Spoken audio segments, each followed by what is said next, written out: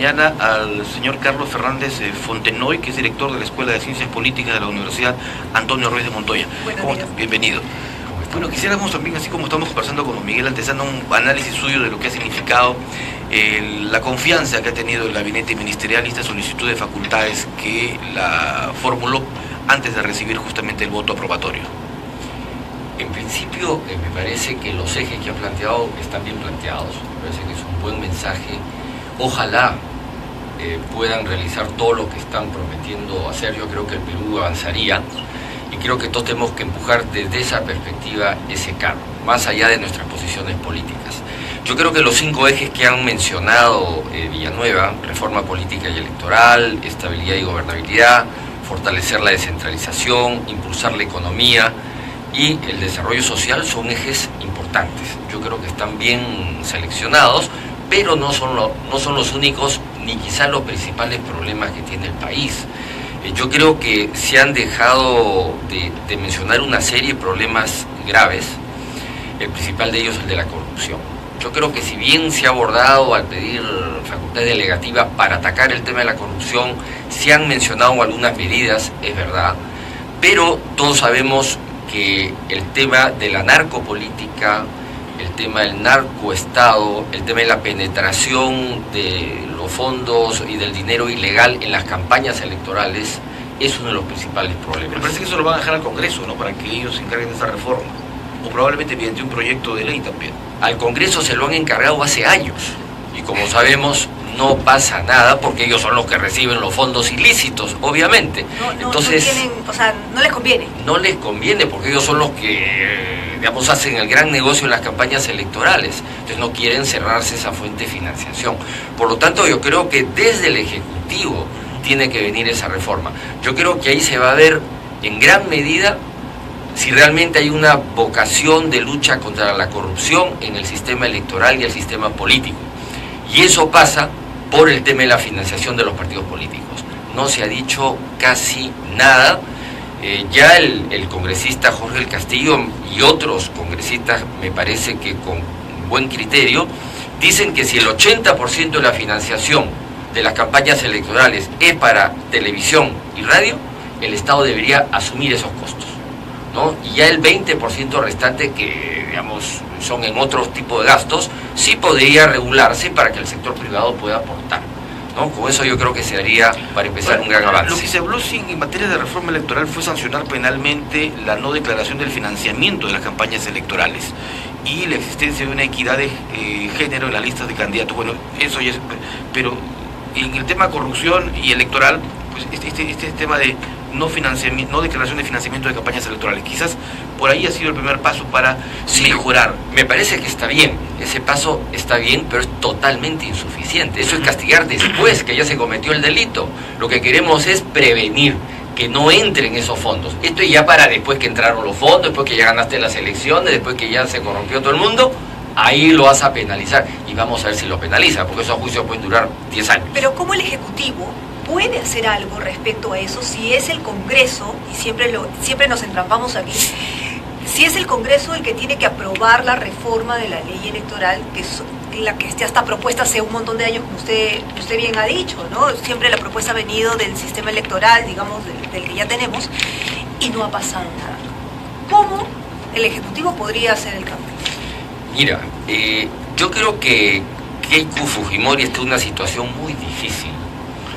Y eso tiene que aprovecharlo, obviamente, el Ejecutivo, tiene que aprovecharlo Vizcarra y Villanueva para emplazar al Congreso y decirle: miren, nosotros queremos luchar contra la corrupción y la medida para evitar que los fondos ilícitos que vengan de la corrupción entren a los partidos y a la campaña son estas medidas. ¿Ustedes están a favor o están en contra? Si ustedes están en contra, están permitiendo que sigan entrando los fondos mal habidos a la política. Entonces ahí ya viene una confrontación política. Pero si Keiko ni siquiera está en la investigación de la Comisión Lavallato. Todos los demás sí, pero ella no. No, pero estamos hablando de los congresistas de Fuerza Popular, que, como tú dices, son los que tienen que aprobar o no aprobar estas medidas. Exacto. Contra la corrupción. Entonces ahí tienen que hacer política y tienen que confrontar, y tienen que, frente a la opinión pública, decir: nosotros sí queremos luchar contra la corrupción, esta es la medida y pedimos que el Congreso apruebe esto.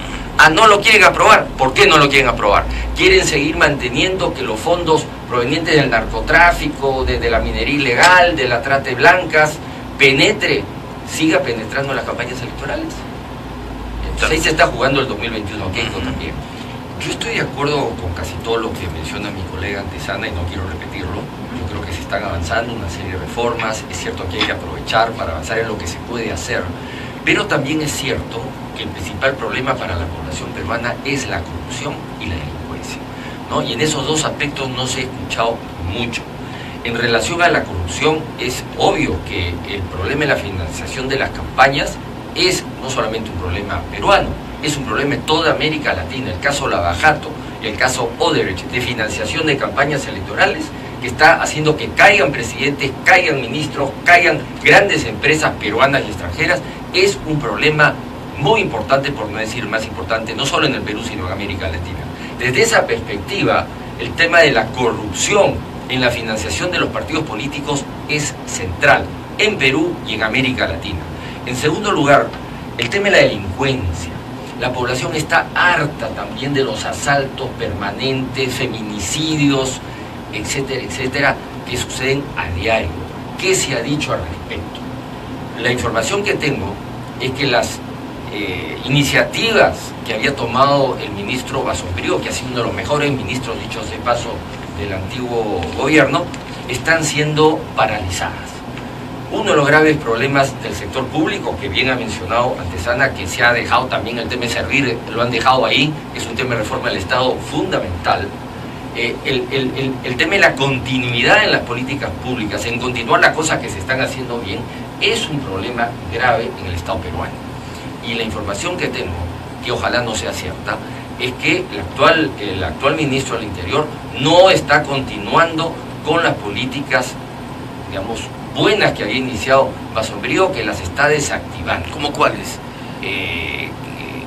El tema barrio seguro y otros más que eran temas importantes, parece que se están empezando a desactivar. Estos operativos permanentes que habían contra la criminalidad organizada. Era probablemente el ministerio más activo que había, ¿no? Y se ha perdido ahí un buen ministro, pero ahora ojalá no sea así, pero aparentemente es así, y eso es lo que normalmente ha pasado además en el Estado peruano, o sea, no es una novedad. Realmente el ministro que llega, generalmente, no siempre, cada vez menos, es verdad, estamos mejorando, corta una serie de iniciativas del anterior que pueden ser buenas, ¿no? Y eso hay que corregir. Entonces el tema de la delincuencia, del combate a las bandas del crimen organizado, son un problema nacional muy importante y que esperemos que este gobierno también lo afronte. Hay otro de los temas que preocupa, pero nos están aquí marcando que tenemos que irnos a la pausa, Ricardo, así que creo que vamos a hacer una pequeñísima pausa y volvemos para hablar ya sobre, creo que los indicadores económicos, cómo andamos, ¿no? Perfecto, vamos a la pausa, 8:27. Estamos aquí en Diálogo Abierto a través de Radio Nacional, pero un poquito que empieza a salir el sol luego de la temperatura de ayer de 15 grados que hemos tenido, ¿verdad? Una mañana fría. Pero después sale el sol, Ricardo. Sí, pues, en algunas zonas de Lima. En algunas zonas de Lima. Bueno, pero lo que sí está caluroso aquí es el debate y es el análisis que estamos haciendo sobre el gabinete. Pero bueno, luego de la presentación del gabinete, luego de la alegría, vino el ajustón, como dice hoy el diario Expreso, y ayer nos despertamos, lo primero que vi en el Twitter fue el decreto de urgencia que busca reducir en 969 millones de soles el gasto público para este año. Como dicen hoy los medios, hay un ajustón básicamente en asesorías, en contratación de bienes, en alquileres, ¿no?, que tanto se había denunciado, y también en viajes, en seminarios, en eventos, bueno, en todo lo que el gobierno considera que es gasto superfluo. Quiero las opiniones de ambos. Empezamos con Miguel Antesana. Yo creo que es una medida saludable, es algo que todo gobierno debería hacer apenas ingresa a la gestión pública. No en afán, por supuesto, de venganza, sino simplemente en arreglo de cuentas. Yo creo que en el Estado peruano, como ya mencionaba anteriormente, hay mucho gasto superfluo, hay mucho gasto que puede ser mucho más eficiente.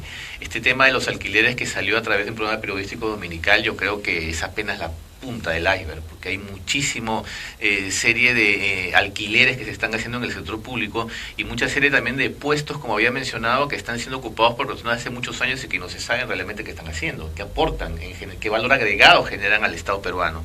Yo creo que esto es apenas el inicio, que si en la medida que comiencen a verse resultados de la reducción del gasto, esto puede comenzar también a trasladarse a otros niveles del sector público, es decir, a nivel regional, nivel local, municipal, porque es evidente que estamos gastando más y el ciudadano se da cuenta en el momento que aporta sus tributos y no ve una compensación en lo que está aportando. Por mencionar solamente un ejemplo, el tema de salud. No es posible que aportemos tantos miles de millones los ciudadanos a lo que es la seguridad social y que tú para sacar una cita te demores 3-4 meses en recibirla. Esto es un absurdo. Entonces, ese tipo de cosas deberían trabajarse y por eso vuelvo a lo que mencioné más anteriormente, el tema de la urgencia. Trabajar sobre la base de lo que ya tenemos que resolver y si bien es cierto, esta es una medida inicial, yo creo que puede ser el inicio de un proceso que puede resultar en buenos indicadores. Sí, su opinión suya, doctor Yo creo Carlos que Fernández. todos estamos de acuerdo en que los gastos mal hechos o excesivos no deben de hacerse. No hay que recortar y en eso estoy de acuerdo, yo creo que es una buena medida. Pero también es cierto que en el Estado peruano existe mucha incapacidad de gasto, o sea, hacen sus presupuestos, el Ministerio del Interior, por ejemplo, el Ministerio de Educación, hacen sus presupuestos, y al año del 100% de su presupuesto gastan pues el 30%, el 25%, y el otro lo tienen que devolver. O gastan y gastan y gastan al final para que después no le quiten el año que viene. Pero ni por esas terminan, no llegan a ese ni al 50% del gasto de su presupuesto en sectores tan importantes como es el Ministerio del Interior o Educación. Yo he visto en el Ministerio del Interior, digamos, un grupo selecto que tenía que trabajar temas muy importantes, con computadoras de hace 50 años que ya ni en las películas antiguas se ven. Una cosa increíble. Y ellos, digamos, tenían que trabajar a una velocidad de informar a los ministros sobre temas importantes y tenían computadoras del año de la pera que se malograban y no podían ni trabajar y tenían un presupuesto para cambiar todas las computadoras o en el Rebagliati, en ciertos hospitales que tienen que digitalizar ya toda la atención al público para que eso sea más rápido. Esos gastos tienen que hacerse y están los presupuestos. Entonces, por un lado está bien que hay que recortar lo que se gasta mal o se gasta en exceso, yo creo que está muy bien eso y todo el mundo creo que lo apoya, pero lo que hay que fijarse también y poner los reflectores es en la capacidad de gasto, en las cosas que hay que gastar, en la ejecución de proyectos que no se están haciendo bien. Pero creo que el recorte va por el lado precisamente, y creo que ahí sí han tenido el principal cuidado, es precisamente en lo que no se debe gastar, ¿no? Digamos, en lo que se gasta más de lo habitual, ¿no? En periódicos, digamos, en agasajos, en tarjetas que se mandan a dieta, en brindis, ¿no? Digamos, en consultorías que se hacen y se pagan más para gastar y digamos, confirmar los gastos que se han hecho para poder pasarlos para el próximo año, ¿no? Claro. Digamos, en eso es lo que se está Lo cierto es que muchas dependencias públicas hasta el año pasado, a partir de octubre hasta noviembre y diciembre, hacían eventos casi semanal, ¿no? Para completar justamente el gasto presupuestal y no devolver, como ellos decían, dinero al tesoro. Eso también era algo que se había convertido en habitual. Así que digamos que esta medida sin duda pues apunta a evitar todo gasto superfluo. Ahora, aquí hay, me parece, una cultura en el sector público normal, que es la cultura de los países pobres. El Perú hasta hace muy poco era catalogado como un país pobre. Pero justamente el crecimiento de la pobreza en 1% ha hecho que también se tome esta decisión. Así es. Pero digamos, en términos de cultura del sector de la administración pública, había una cultura del ahorro, ¿no? O sea, de no gastar. El mejor empleado es el que ahorraba más, ¿no? Entonces, si yo puedo hacer que esta computadora que tiene 60 años pueda seguir funcionando y no comprar otra, estoy ahorrando, ¿no? Entonces, caramba, soy un buen funcionario y mi jefe va a valorar eso.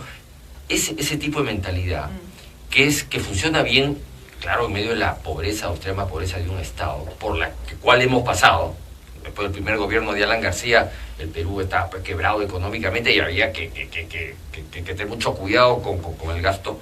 Pero cuando ya empiezan a haber fondos, hay presupuestos para hacerlo, ese mismo funcionario, ese mismo empleado público con esta mentalidad de no gastar, ¿no?, también ha impedido que se renueve y se modernicen muchas cosas en el sector público. Entonces hay que ver esos dos aspectos y esta cultura, digamos, pública que tiene que cambiar también.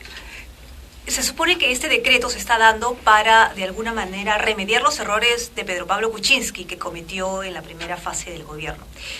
Es tan así, porque según algunas personas que manejan datos económicos, y supongo que ustedes también los manejan, es... Lo que me dijeron en algún momento es, los números no mienten, que PPK había beneficiado más a, digamos, a las personas más allegadas a él, empresarialmente hablando, y que precisamente por eso se habían dado estos errores. ¿Es verdad? ¿Cuáles errores, perdón? Los errores que había, de gasto, ¿no? Digamos, en gasto, ¿no? Mira, yo estoy de acuerdo con Antesana en que hay consultorías y consultorías, ¿no? Hay consultorías fantasmas, y hay otras que son necesarias y que siempre han habido.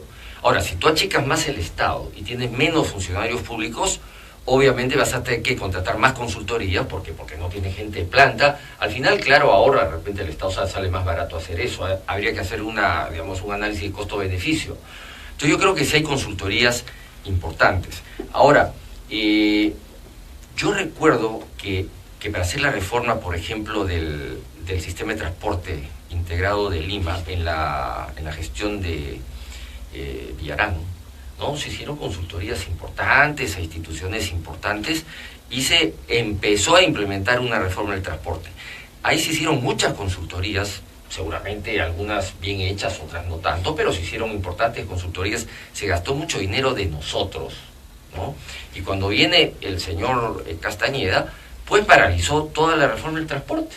Y el caos de nuevo, digamos, sigue vigente, todo lo que se había avanzado en ordenar la ciudad, en que los micros paren pues en los paraderos, que la gente pues haga sus colas, que la gente suba por adelante y baje por atrás de los ómnibus, que estaba empezando a funcionar, como antes era en Lima, ¿no? Hay un momento en que viene el desorden, ¿no? y el caos, y ahora está empezándose a ordenar de nuevo, y esto implicó pues hacer una serie de consultorías, contratar gente para digamos, ordenar todo esto de nuevo.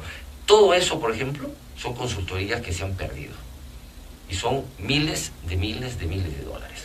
Entonces yo creo que las consultorías tienen que ser bien aprovechadas y eso pasa por la continuidad en las políticas públicas, tanto en el gobierno central como también en los gobiernos, digamos, regionales, en los gobiernos distritales y en la Municipalidad de Lima. Don Miguel. Sí, yo creo que totalmente de acuerdo con eso. Inclusive yo también podríamos llegar un poquito más a fondo, ¿no? De hecho, al inicio hablábamos de Servir. Servir es todo un aparataje también, toda una propuesta de profesionalización del sector público que está abandonada. Yo creo que eso debería retomarse seriamente, en profundidad, debería ver cómo de alguna manera modernizamos, profesionalizamos, cambiamos, no solamente personas, sino también la mentalidad de lo que es el sector público. En la medida que actualicemos y que nos pongamos a la par de otros sectores públicos de la región, en el que la cosa es más eficiente, más tecnológica, más moderna, más de contacto con la gente, yo creo que eso también va a repercutir positivamente en el gobierno. Perfecto. Bueno, les agradecemos a ambos por haber estado esta mañana con nosotros, por haberse dado un tiempo para conversar sobre los temas de coyuntura y, por supuesto, estamos seguros que habrá una próxima oportunidad. Sí. Muchas gracias. Muchísimas gracias a ambos. Muy amables a los dos.